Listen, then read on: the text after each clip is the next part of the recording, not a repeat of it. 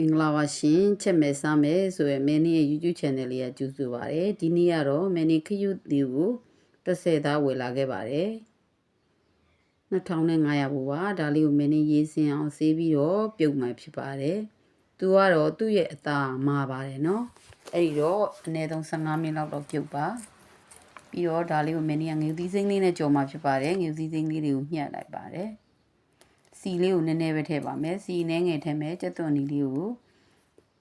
ထည့်ပြီးတော့ကြော်ပါမယ်ကြက်သွန်နီလေးကမိုးလာပြီဆိုရင်ဒါခရူလေးကိုထည့်ပြီးတော့ကြော်ပါပြီထဲကိုမပြိုင်ရင်နည်းငယ်ထည့်မယ်စားလေးနည်းငယ်ထည့်မယ်အချို့မုတ်ကလေးနည်းငယ်ထည့်ပါမယ်ပြီးတော့အဲ့ဒါလေးကိုပြန်ပြီးတော့မှုပြီးတော့ရေလေးထည့်ပြီးတော့တဲပါမယ်15မိနစ်လောက်ထပ်တဲပါတယ်ပြီးတော့အခုဆိုရင်ခရူလေးတွေကကြက်ပါပြီကြက်ခဏီကြတော့ငြူသီးစိမ့်လေးကိုထည့်ပါမယ်ငြူသီးစိမ့်နဲ့လေးမှုပြီးတော့ခရူကြော်လေးကြက်ပါပြီရှင်ကဲစီလေးကချက်ချောက်လေးနဲ့ဆိုတော့ဒါလေးကိုမင်းကပန်းတနောင်ငပိရေကျူလေးနဲ့စားမှာဖြစ်ပါတယ်ပန်းတနောင်ငပိလေးကဒါစမင်းရောင်းတာဓာတ်ဘူး1000မှာဒါလေးကိုမင်းက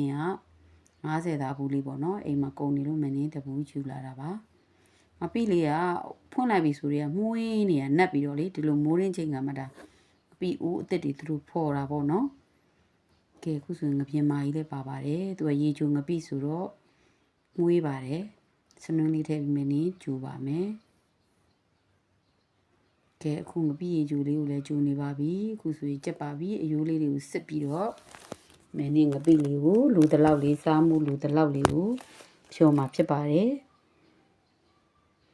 ရေလိုတော်လေးထည့်ဒီမှာခါမှာထမင်းနေစားတာအရန်မိုက်ပါတယ်ပေါ့ပေါ့လေးစားခြင်းတော့ရေလိုပို့ထည့်ပါကဲဒီနေ့ဘာမှမရှိဘူးမင်းဒီခီးယူကြော်လေးတစ်မျိုးတည်းနဲ့ပဲမင်းစားမှာဖြစ်ပါတယ်မစားခင်မှာထုံးစံတိုင်းမမင်းနေရတော့နမ်းပြီးတော့ငပိလေးကိုမှုေးကြည့်လိုက်ပါတယ်တဲကားစားလေးဆိုအရန်မှုေးပြီးတော့လေးကောင်းလိုက်တာယူသီးမှုတ်လေးကိုလည်းနည်းနည်းလေးပို့ထည့်တာပါတယ်ငငယ်တော့ဆိုတော့အငယ်သီးမှုတ်လေးကိုပို့ထည့်ပြီးတော့ဒါမျိုးစားလို့တော့အရန်ရှယ်ပဲဒါပေမဲ့ကြည့်လိုက်ပြီဆိုတော့အဆက်တွေကိုရှော့စားပါတယ်နော်ကဲ2500ဘောကတော့အများကြီးရပါတယ်စားမယ်ဆိုရင်အနည်းဆုံး2ရက်တော့ကောင်းကောင်းဝဝလေးစားရပါတယ်ကဲငပိရဲ့အရသာလေးနဲ့တော့ခရူလေးနဲ့တော့အရန်မိုက်နေပါတယ်နော်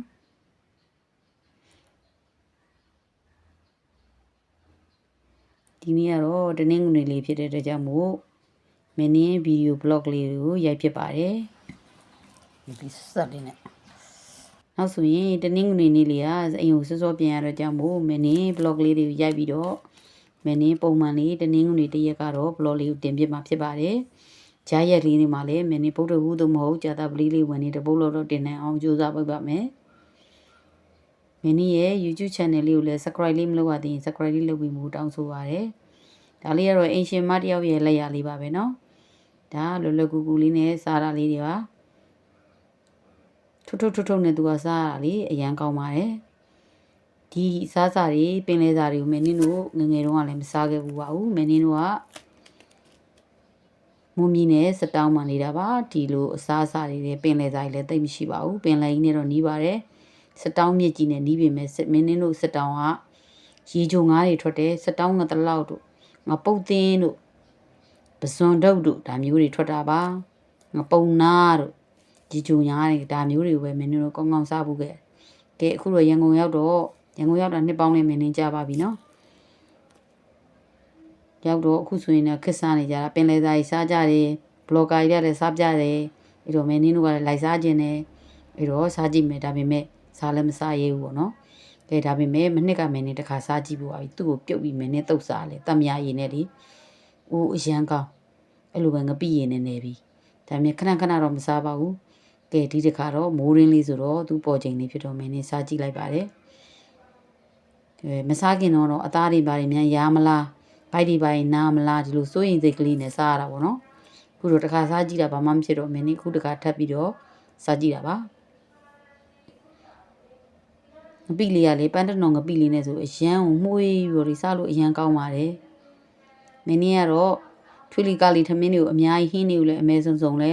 အများကြီးမစားတတ်ဘူးတိုးစရာတွေအများကြီးလည်းမစားတတ်ဘူးဟင်းတစ်ခွက်ကောင်းကောင်းလေးငပိအဓိကကောင်းကောင်းလေးပါတယ်ဆိုရင်တော့ထမင်းကိုစားတာအရန်စားလို့ကောင်းပါတယ်